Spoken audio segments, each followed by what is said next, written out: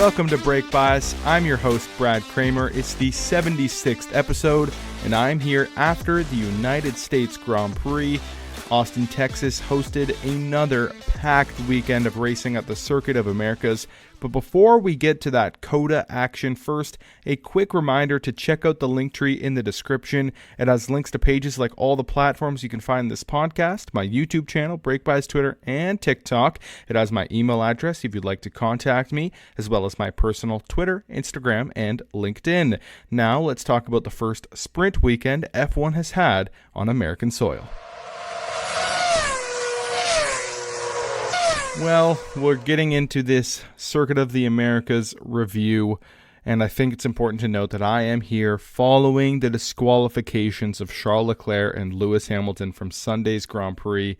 So all this review is, of course, with that in mind.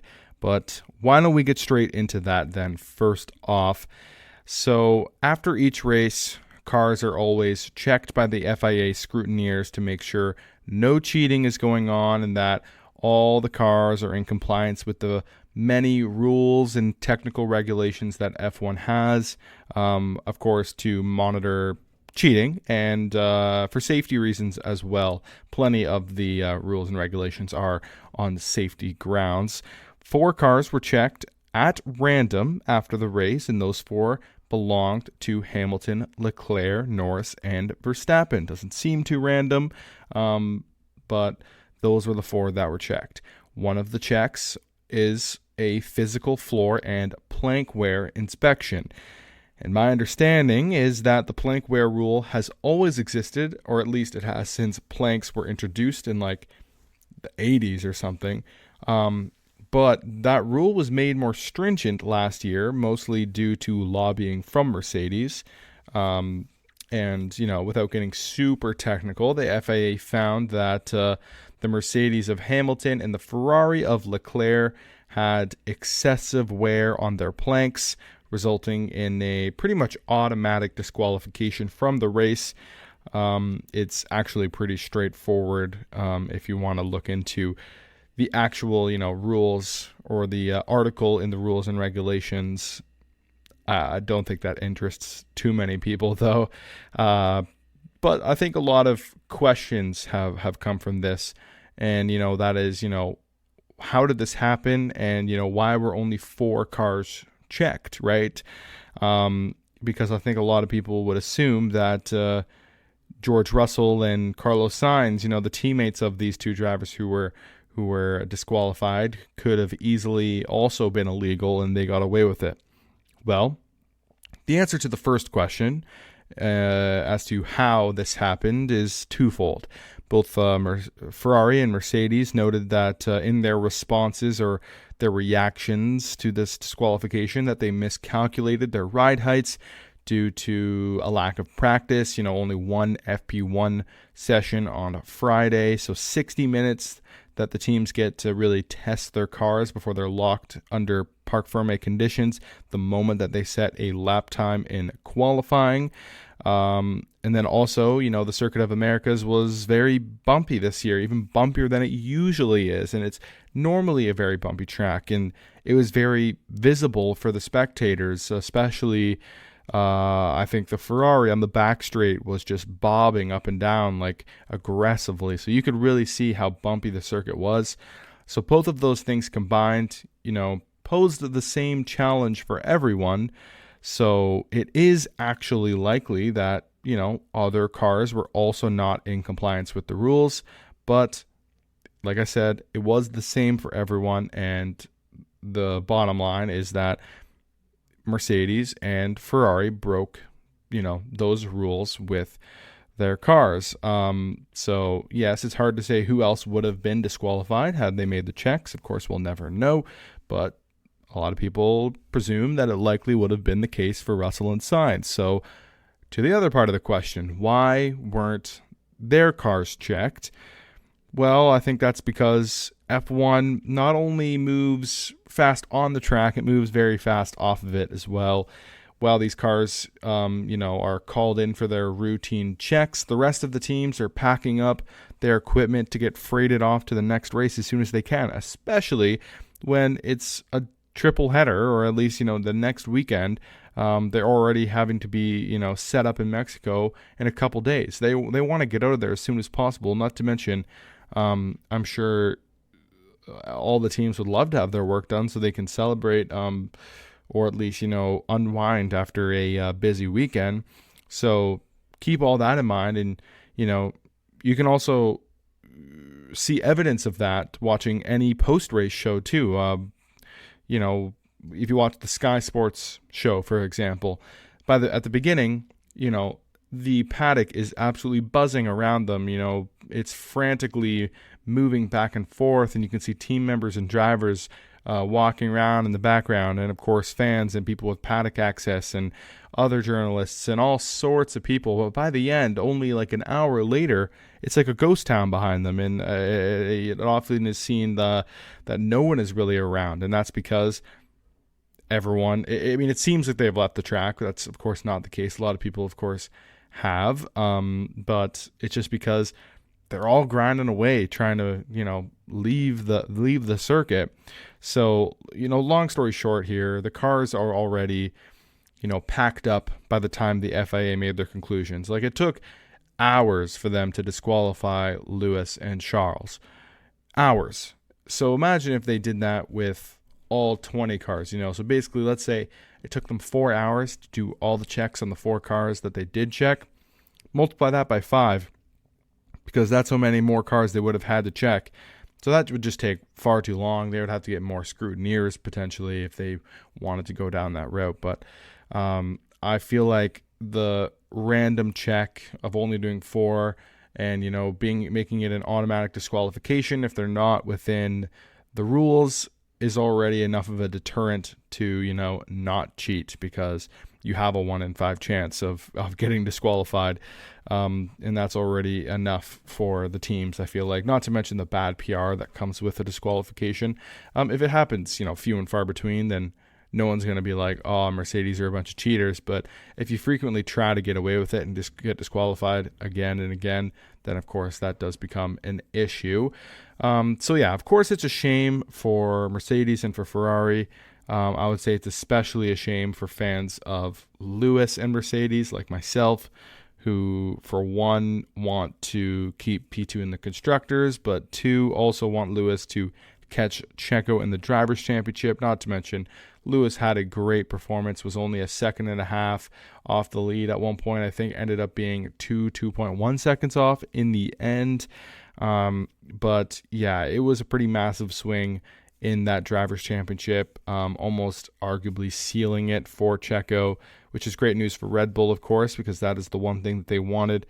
They've never had a 1-2 in the Drivers' Championship, in the Drivers' Championship. Never had a 1-2, and I think they really love to achieve that. So with this disqualification and Lewis's DNF in Qatar, it seems like Checo may have wrapped that up. However, Lewis doesn't seem to care too much about that, it seems. He actually, he was pretty graceful in his reaction statement. He said they had good pace this weekend. He was feeling great in the car. Feels it was a positive weekend, especially with Mercedes bringing that new floor to the Circuit of the Americas. He adds that, of course, there's a level of disappointment, but it doesn't take away from the progress the team made. As for Leclerc, I've not been able to find a reaction from him specifically. I'm sure we'll get something in Mexico. Tom Clarkson or whoever, he's in the media pen, someone will ask him about the disqualification for sure to get an official statement from Charles. But there is an interesting quote from Ferrari sporting director Diego Laverno. He says, quote, "With hindsight, rewinding the weekend, we may have lifted even more the car, but would have lost performance, and we are here to optimize our own performance." So my takeaway from that quote is that Ferrari knowingly pushed the limits of the ride height. To be fair, though, as any team would, of course, they're going to try to, get the most performance out of their car within the legal limits. So, of course, they knowingly pushed those limits, didn't foresee the track being as bumpy as it was, and maybe, with higher fuel loads in the race than what they practiced with in FP1, just slightly underestimated the wear the plank would take, and that lines up with Mercedes' explanation as well. So, Yeah, that's it. Anyway, that's the disqualification part of the weekend covered. Let's talk about the action now, shall we? Because despite a bad qualifying performance from Red Bull on Friday, with Max starting in P6 for the Sunday's race and Checo in P9, Max still managed to win and top all of the other sessions, despite, complaining frequently about some issues with the car, especially the brakes during the race. So again, just major props to Max Verstappen and Red Bull here. Another beautifully, optimized weekend despite issues. I do think those issues hampered Max for sure. And he may have even been a little bit more dominant had his car been working to his liking.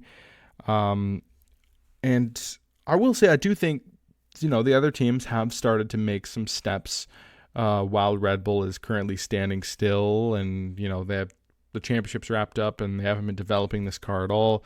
So I do think the teams are making steps, but Max is just a driver making no mistakes right now. They're a team who always puts their drivers on the best strategies, and they have a pit crew that is always dialed in. Things I've said countless times in this podcast. Like, for example, Red Bull had a slow stop of 3.3 seconds, but that's like the average stop for Mercedes. When Lewis came in and he had a 3.4, I think it was because Lewis had gone in a little bit deep on his marks, but still, like, no one bats an eye at a Mercedes 3.4 second pit stop. Like, that's basically just what they do all the time, and it is kind of infuriating.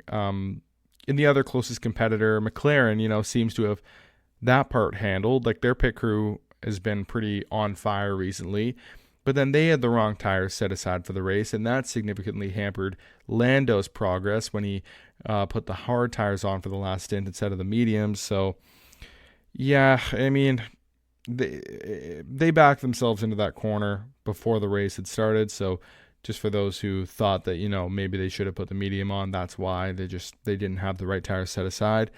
But another deserving win for Red Bull and Max Verstappen for sure. I think despite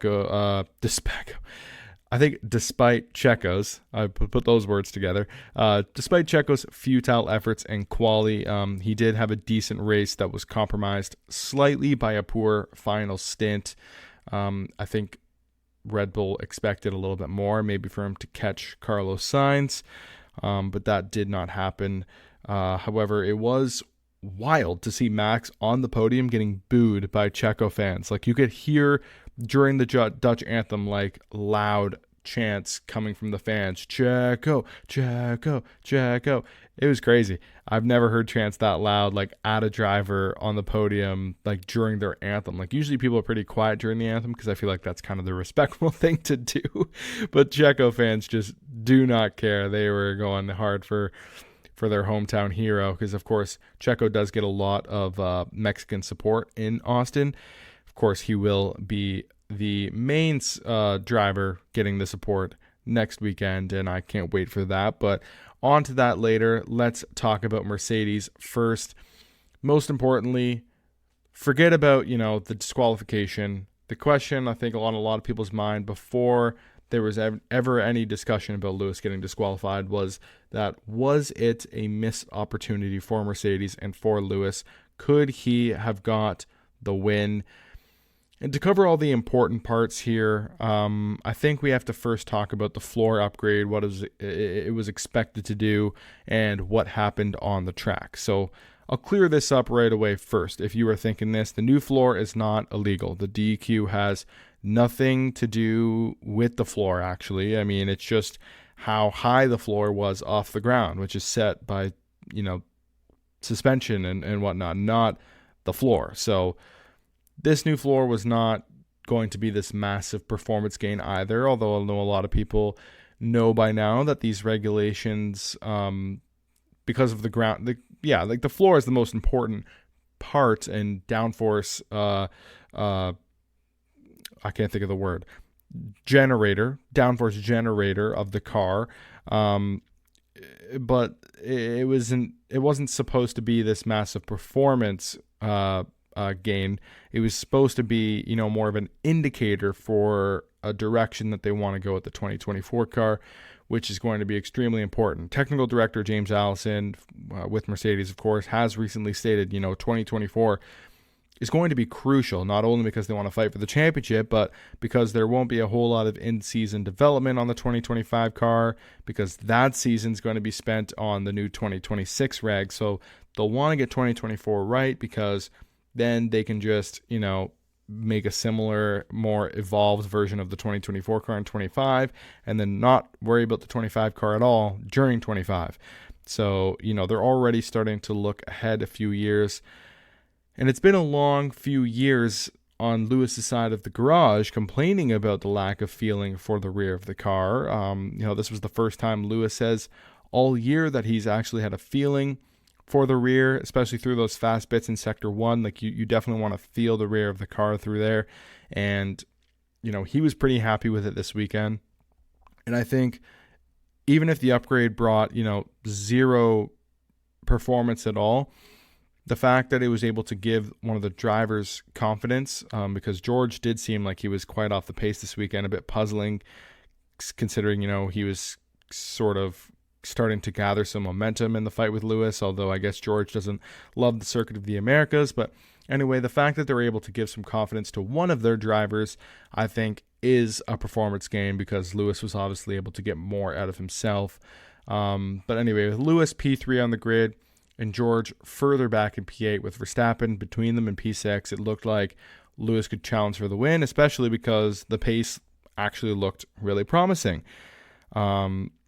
However, looking into the pace a little bit more, if you remember back to Singapore, what hurt the Red Bull there was the bumps. And we know that Red Bull generates the most downforce from their floor, and they were in compliance with the rules.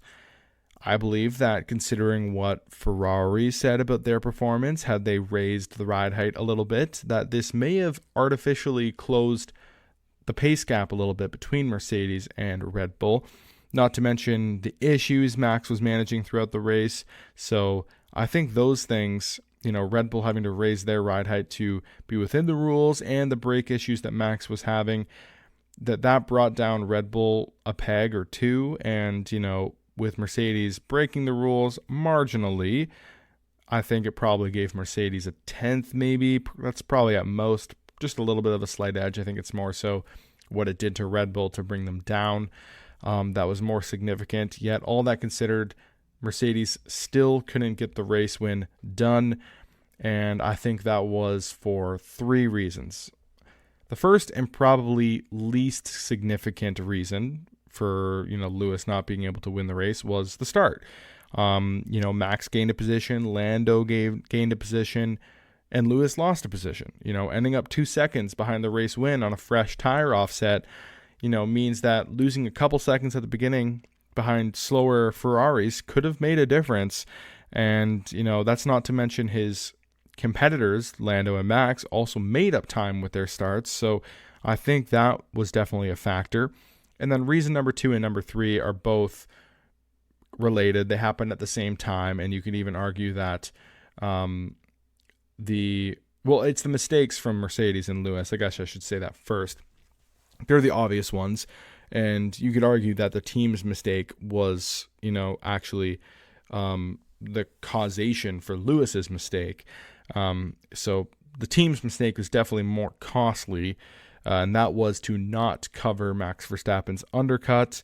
And, they pitted Lewis a few laps after his main competitors, losing significant time versus Max Verstappen on the medium tire while he was on his old mediums. Like, it was 3 seconds in one lap. In one lap. Like, that is ridiculous. And then instead of pulling Lewis in, the moment they realized, Verstappen was flying on his medium and Lewis was struggling, instead of just boxing him one lap later and still going for it, then they were like, Lewis, can you get a couple more laps out of this tire?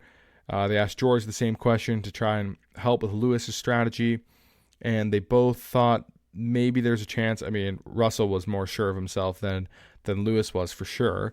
However, instead of, just aborting that one-stop chance right away, they gave it a couple more laps, lost a lot more time, and then Lewis ended up coming out just a little bit too far behind Lando and Max. And he was basically playing catch up the rest of the time, even though he made up a ton of time at the end. Lewis was catching Max at a rate of knots there.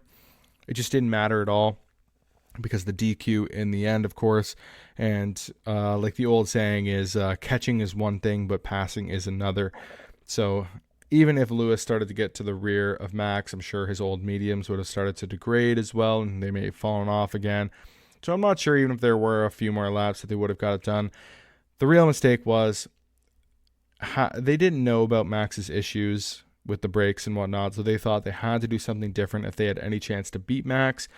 But in the end, they actually may not have. If Lewis just kept track position, he, I think, definitely could have won the race.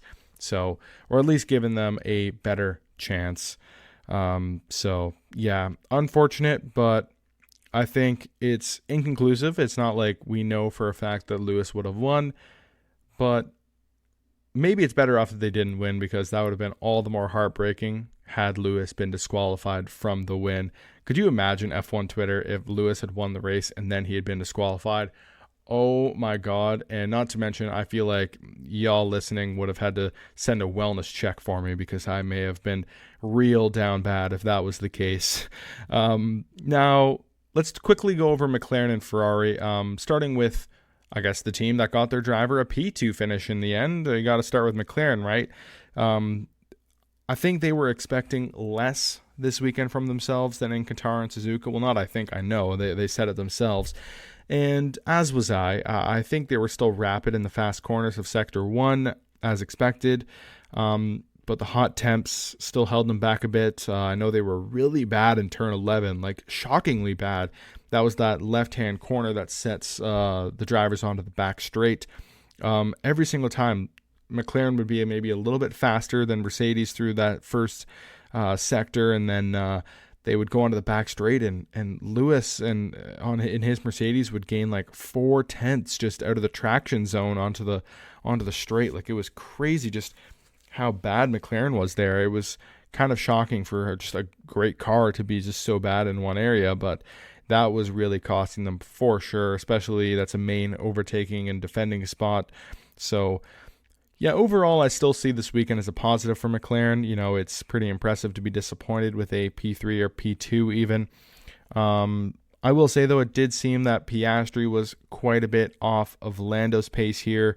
That may have been a little bit just to do with the lack of practice. Only one FP1 session for a rookie who has never driven here before. And in Piastri's defense, I guess we also didn't get to see what he could do in the Grand Prix because of the lap 1 collision he had with Ocon that gave them both side pod damage.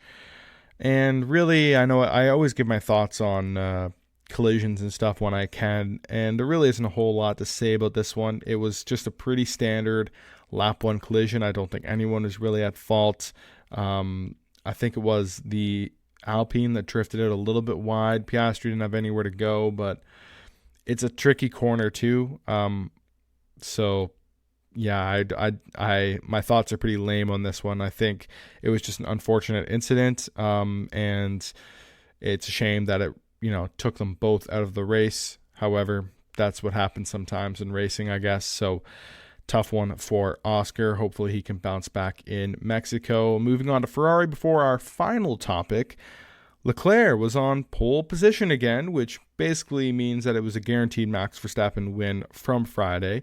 I guess I should explain that joke for those who do not understand what I'm saying. Max Verstappen has more wins from Leclerc on pole than Leclerc has wins from Leclerc on pole. So take that in. Leclerc's pole to win conversion ratio is atrocious, and it just gets ever worse in the Max Verstappen era. But Leclerc back on pole, very quick in qualifying. He definitely seems to have a bit of that mojo back ever since that Suzuka Ferrari upgrade, which is nice to see.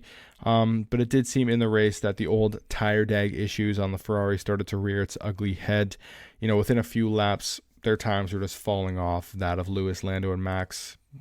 Evidenced by the 19 sprint laps where Leclerc lost 17 seconds to Verstappen. That is pretty shocking. So what's even more shocking, though, arguably, is that Ferrari knew this. They knew their tires were not going to do well, and they opted to put their man on pole on a one-stop strategy and then just commit to it despite seeing it fail on the Mercedes and seeing it, fail on their own car too. But then they just decided to, instead of, right their wrong, just steer into the skid, and it did not work out for them at all.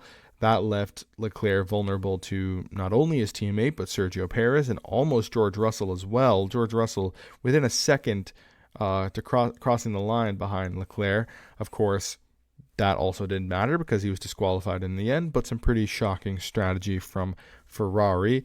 And I will say, even though it was a weekend that Carlos Sainz was clearly off of the pace of Charles Leclerc, which has started to go back that way, like since the Suzuka upgrade, as I mentioned before. I think Sainz had a pretty clean weekend. I mean, for a driver who was maybe playing second fiddle to his teammate, he ended up coming home with a podium, or it was a P4 before that. He still finished ahead because he was on the better strategy too, but he was on the soft during the sprint, managed that, mistake well, and had a pretty strong race too. So props to Carlos Sainz for a well-deserved podium, I guess, even though he wasn't quite on the pace here. So that's what good second drivers do. Not that Carlos wants to be a second driver, but you know what I mean. I really do think Carlos kind of is the ultimate second driver. Him next to Max Verstappen, I think, would be good. But anyway, that's not what we're talking about. I will say that Ferrari was better than I expected in qualifying, but they were about where I had them in the race. I mentioned in the preview episode that I didn't think that COTA would be a Ferrari track. So that's kind of all I wanted to mention on the teams. I know I could get into Aston Martin for sure. Williams had a special weekend. Haas brought a big upgrade. But I think the more, pressing topic right now is all about the sprints in general. So I will get into some more teams in the prize, demise, and surprise segment. So let's get these discussions about the future of the sprints out of the way, because I think most people felt that the sprint was pretty underwhelming this weekend. I had a pretty good track as well. There were battles, and I think the racing at COTA can be fantastic at times through some of the sections, especially through the twisty bit at the end of the back straight through there into the big right-hand corner. I love that section for racing. I think it's really interesting, and drivers can take some really cool lines through there. But a lot of the teams, drivers, pundits had things to say about this weekend sprint race and just sprints as a whole, with another underwhelming one, right? So I think the sprint's biggest critic has been Max Verstappen, and he had some more stuff to say. He did win his 6th sprint race of his career, though, by the way. He told the media, though, that he finds that the sprints, quote, take away from the magic of waking up on the Sunday morning or Sunday afternoon and you turn on the TV and you had qualifying, but you're not sure which car is going to be the quickest. And here I have to agree with Max. Several other people made comments and essentially agreeing with him as well. But I have to agree with Max. I think the traditional format works because you see practice, and you can never look into practice too much. The qualifying simulations can be sort of on par, and then we go to qualifying, and maybe it's a little bit close to what we saw in practice, but things always happen, and some teams are never showing their true pace. Some people don't put laps together. Some drivers really do put laps together. Sometimes the conditions are completely different, and it's completely unknown. But when you run a sprint race and you get to a certain point in any stint or any race, really, that things start to neutralize, and pretty much no matter what, that is sort of the pace of the team. And the sprint just kind of gives away that information before we get to the most exciting event, which is the Grand Prix.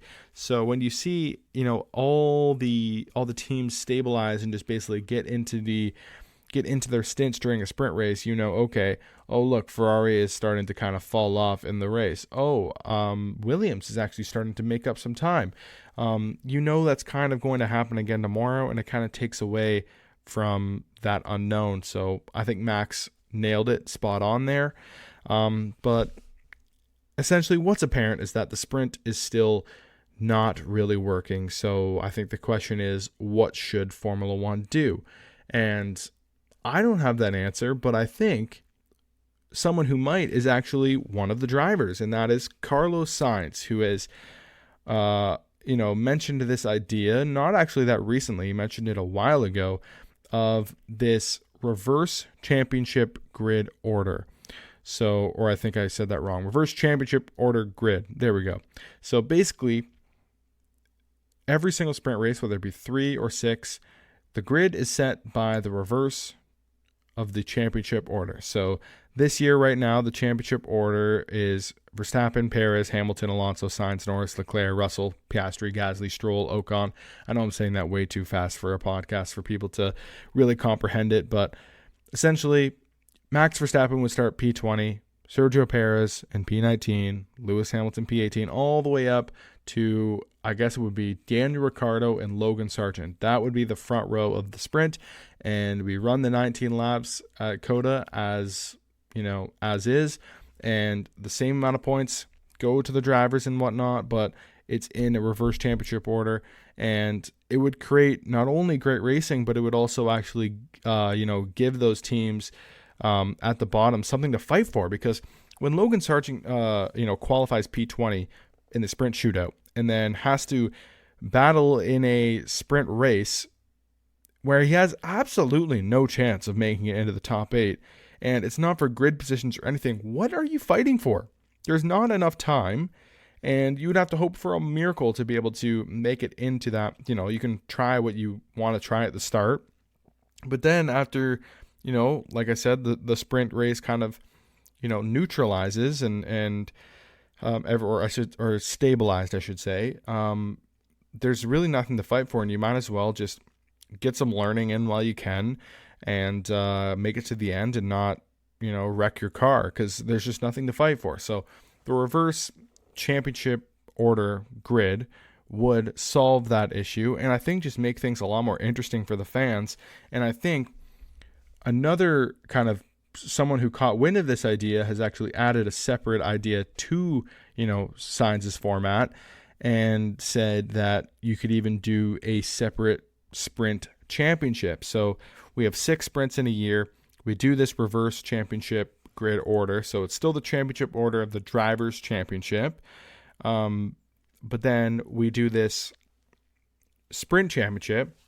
Whoever gets the most points in the 6 sprints wins this separate, new championship that, other sports have set precedents for. I don't know if I care too much about the sprint championship, because I don't think the drivers would. And if the drivers don't care, then the whole idea is kind of ruined. But it could be interesting, and I wouldn't be, opposed to trying it out and see what the drivers think about it. However, either way, I do think this reverse grid order, would really be exciting, and maybe just something new that the drivers would be actually excited to race for.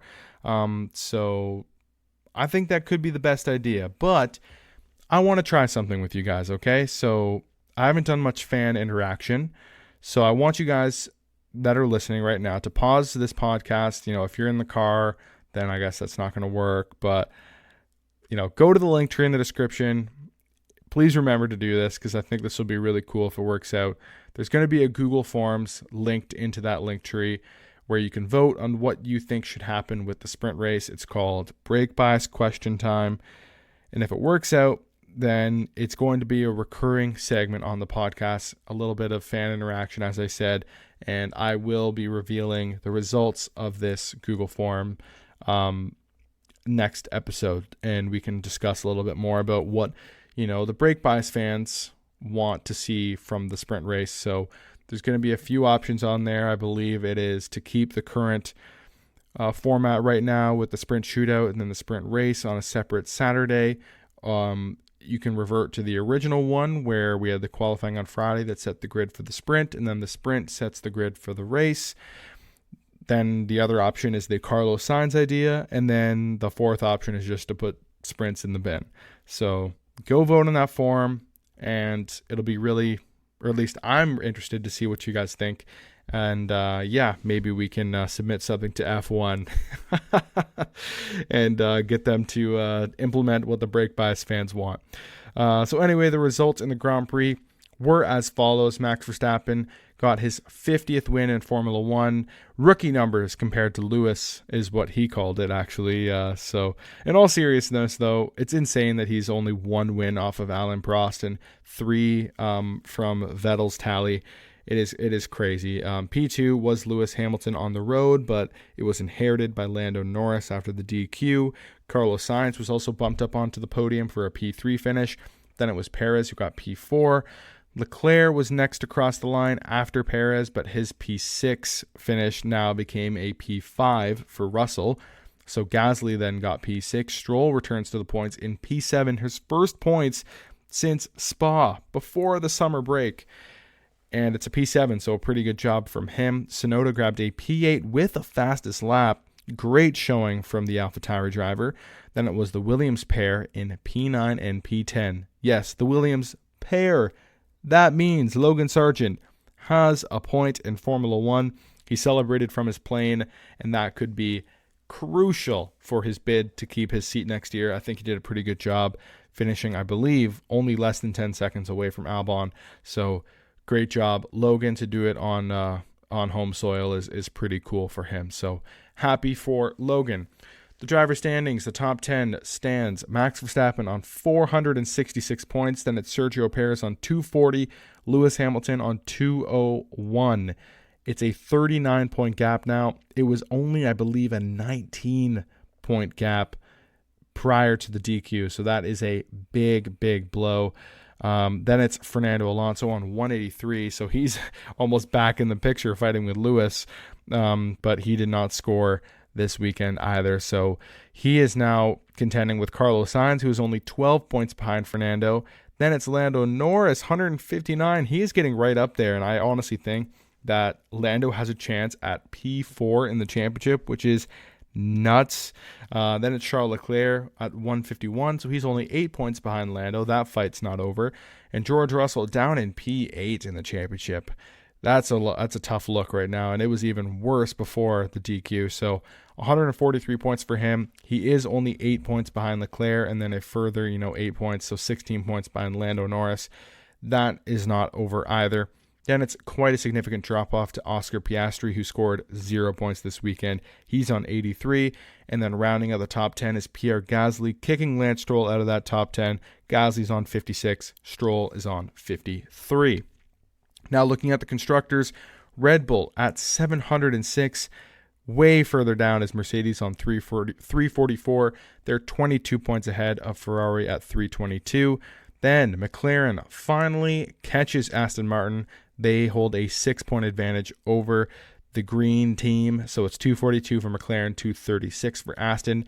Alpine cracks the 100 mark. They are exactly on a century, so 100 points for them. Williams now at 26. Then it's Alfa Romeo at 16. Haas at 12. And AlphaTauri doubling their entire total for the year at this race. So they're now at 10. And if Haas finishes last, that is tough. There's really no other way to put it. Haas has had a pretty dismal second half to this season, and they are really under threat now from AlphaTauri, and they could easily finish last. Although I will add that it is great to see every single team in the double digits. That is awesome for Formula One. The prize, demise, and surprise now. We'll say the prize is Sergio Perez, because I think P2 in the championship is huge for his, future. And he pretty much sealed it this weekend. I do think he was actually quietly solid, as I mentioned earlier. But it's more about the big picture here. The fact that he kind of lucked into this situation where Lewis hasn't scored really any major points in the last 2 races, that is kind of sealing his P2 championship fight. Because I really think even if he was performing better and Lewis was just driving the wheels off his car, and he did snag P2 in the championship, I just feel like the optics of that looks so bad. So even if Checo has a terrible run and just holds on to P2, I think just being able to do that is going to be just really big for him. So I think looking at the big picture, this was a big win for Checo. The demise is pretty clear to me. This was Aston Martin's worst weekend in Formula One. It just seems to continue to get worse. It's pretty bad when the highlight of their weekend was the low light of their season, and that's Lance Stroll. He actually was pretty solid. And Fernando was having a great comeback drive. So I think starting from the pit lane and making the changes that they did were a positive for their package. But again, they only came away with 6 points here. Just a really bad showing. And seeing them trumble around in the back is just continues to be a bad look for them. So they are my demise.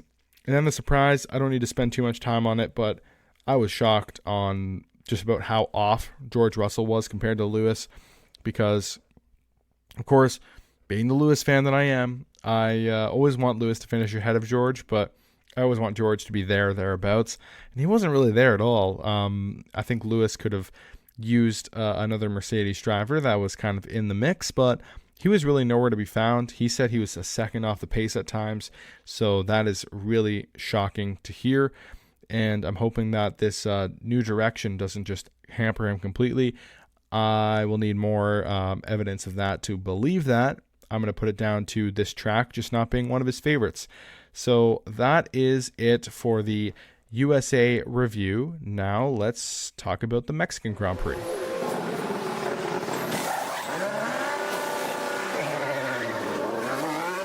It's race 2 of the Americas triple header up next, and that is at the Autodromo Hermanos Rodriguez. Hopefully I'm saying that right. And I believe that translates to Rodriguez Brothers Circuit, I believe. That is purely from Breaking Bad. Los Pollos Hermanos, I know, was like the Chicken Brothers or something. So I believe Hermanos means brothers. Rodriguez is just a last name, and Autodromo just means circuit. So the Rodriguez Brothers Circuit, I maybe should have researched the actual significance of that, but I thought it was just a cool little nugget to share my minimal Spanish knowledge. My thoughts on this track have always been that I'm not really a fan of it, to be honest. I love the vibes. I think the Mexican fans are awesome. I think the people that work in Mexico always have a good time there and always have great things to say about the atmosphere. So, and by no means am I trying to put the track down. I just am not really a fan of the whole layout, to be honest. So I also don't think it creates very many good races. There are 0 memorable events, I think, if you're looking back on Mexican Grand Prix. So I think that says a lot about the quality of the track. In 2022, many of you probably have already forgotten what happened there because, like I said, it just continues to be not memorable. It looked like it was going to be somewhat of a battle between Verstappen and Hamilton last year. That was completely ruined by an extremely conservative strategy from Mercedes for Lewis. Max ran softs from the start, and Lewis was keeping up with him pretty well on mediums, but when Max went to those medium tires, Mercedes opted to stay out a little bit longer and then put on hards, not the softs. And from there, it wasn't close. Max just drove off into the distance, and it was actually more of a question of whether Checo was going to catch up and pass Lewis. So Ferrari was also nowhere in this race. It was a straight fight between Red Bull and Mercedes, where Mercedes got trounced. So yeah, Ferrari's by far worst weekend of the year on pace last year, and that was when they were championship challengers. Just a shocking performance from them. They had their power units turned way down, apparently, too. And this year, I wouldn't expect much different from Ferrari, to be honest. I think that the Ferrari PU does have a pretty big issue with this track, and that's all because of the altitude, which has a pretty big effect on car performance. It's been pretty hard to predict which teams are going to shine this year, but except for Red Bull, obviously. But I think I have a pretty good idea of who will be strong here. I believe that McLaren's going to be very quick through the fast S's of Sector 2 into Sector 3, or maybe it's just Sector 2. I don't know. But the fast S's, if you know the track, they'll be good there. But I think most of the rest of the track is going to be more of a Mercedes circuit for sure. Like the stadium section and parts of Sector 1 and Sector 2 are going to be more Mercedes-centric, I believe. And with Ferrari having an edge with straight line speed and having that nullified by the high altitude, I think is going to also favor Mercedes. So I think this could be Mercedes' best weekend of the year. Red Bull's going to be fine for sure. Well, Max will be.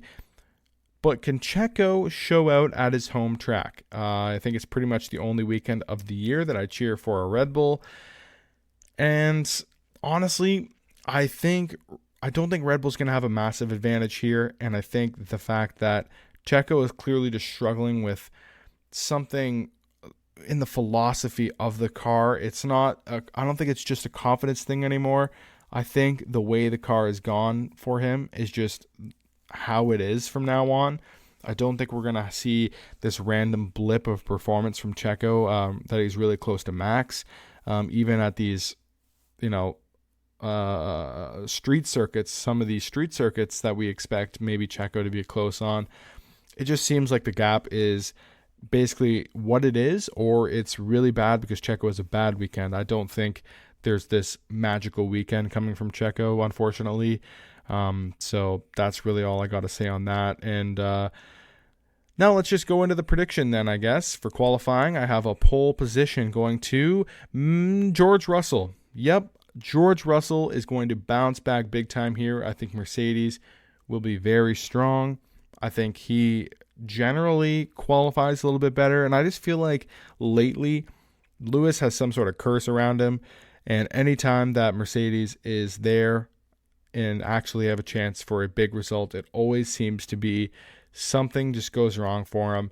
So I'm going to say his teammate gets pole position here, and he will be followed by Max Verstappen and Lando Norris. However, for the race, Max Verstappen is going to get it done. He's going to beat Russell, who is going to finish P2, and then Lewis is going to recover to take a P3 finish. And it's going to be another question of what could have been had Lewis had a better qualifying. And for my bold prediction, I'm going to go crazy with it and say both Ferraris out in Q1. Yep, that's what I said. Now, Brad's Bets, a review of my picks from the U.S. Grand Prix. This was my first nightmare, guys. I got pretty much all of them wrong. I had George Russell ending up on the podium. That was a no. Max quali race win double, which was a pretty heavy favorite. That was a no, so handing out big losers there. I did have Max fastest in FP1, but that was like minus 185. Not impressive to get something like that right. I had Valtteri to score points. Alfa Romeo was nowhere. Why did I think that all of a sudden they had turned a corner? I don't know where I got that from. I had George ahead of Lewis in qualifying. I mean, come on, I don't even know my favorite drivers' favorite track. It's, Lewis always does well here. I just thought that George, with the momentum and the odds that you could get him for, was worth it, but it wasn't even close. And then I had Lewis long shot going for the fastest lap, and it went to Yuki Tsunoda. To be fair, that one actually wasn't that bad because Lewis did have fastest lap until Ricciardo pitted for softs at the end of the race to steal it, and then his teammate then did the same. So had there not been the gaps to be able to do that, Lewis actually would have had fastest lap, and that would have maybe made up for all the other L's that I gave out. But that was my first really bad weekend. I was actually on a bit of a heater leading up to that. So this week we're going to bounce back, and so is George Russell. I got him on the podium again. I'm going to try to redeem myself with this one.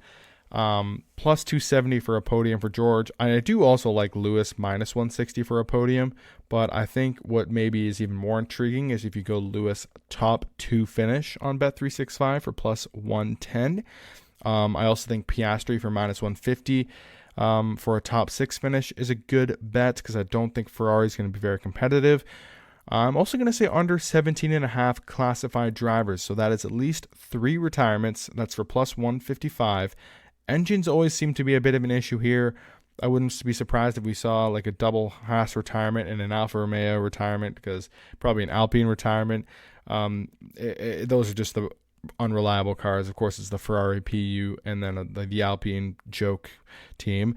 And then on Bet365, the exclusive there, I'm going with a number of race leaders being 3 or more for minus 120. I just think that Red Bull's going to be really fighting with McLaren and Mercedes here, specifically Mercedes. I was thinking of doing just 2 race leaders, but I wouldn't be surprised to see maybe Checo in that fight, or like one of George or Lewis staying out long and trying something else. So that's why I'm going to go with number of race leaders going as 3. Then my long shot is that George Russell pole in my predictions. That's plus 1,600. And if you want to be a bit safer and just back Mercedes on pole, that's a plus 800 bet. So before I wrap up here, just a reminder to check out the link tree in the description for Brake Bias Question Time. That's going to do it, though, for episode 76 of Brake Bias. I'm your host, Brad Kramer, and I'll be back next week to review the Mexican Grand Prix. In weekend number 2 of the triple header, can the hometown hero eke out another performance close to that of his teammate? Either way, everyone is a Checo fan at the Mexican Grand Prix, and a win would be absolute scenes. Goodbye.